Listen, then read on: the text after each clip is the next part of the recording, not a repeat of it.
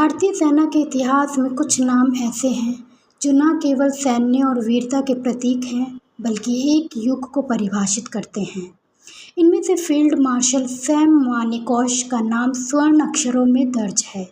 उनके नेतृत्व में भारत ने 1971 के भारत-पाकिस्तान युद्ध में ऐतिहासिक विजय हासिल की, जिसके परिणाम स्वरूप बांग्लादेश का निर्माण हुआ। मानेकशॉ की राजनीतिक कुशलता और साहस ने उन्हें भारतीय सेना का एक अमर नायक बना दिया। तत्कालीन पूर्वी पाकिस्तान, जो आज का बांग्लादेश है, में पाकिस्तान सेना के अत्याचारों के खिलाफ भारत ने हस्तक्षेप किया।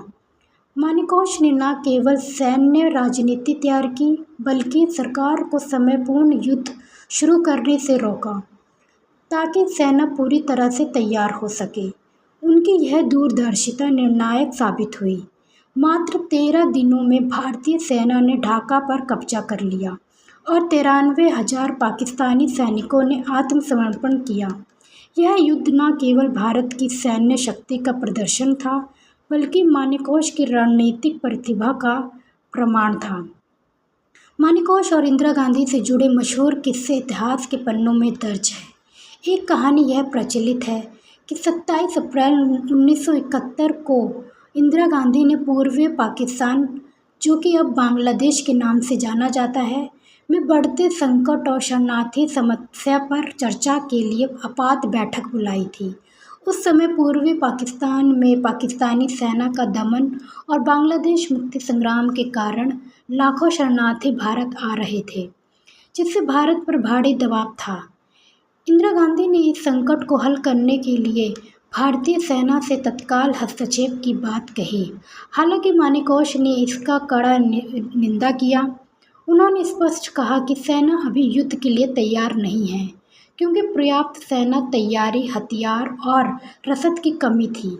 साथ ही मानसून का मौसम और हिमालयी क्षेत्रों में सैन्य तैनाती की चुनौतियां थीं। मानेकशॉ ने कहा कि अगर बिना तैयारी के युद्ध में उतरे तो भारत को भारी नुकसान उठाना पड़ सकता है। उन्होंने इंदिरा गांधी के से समय मांगा और वादा किया कि जब सेना पूरी तरह से तैयार होगी, तब वह युद्ध के लिए सही समय बताएंगे।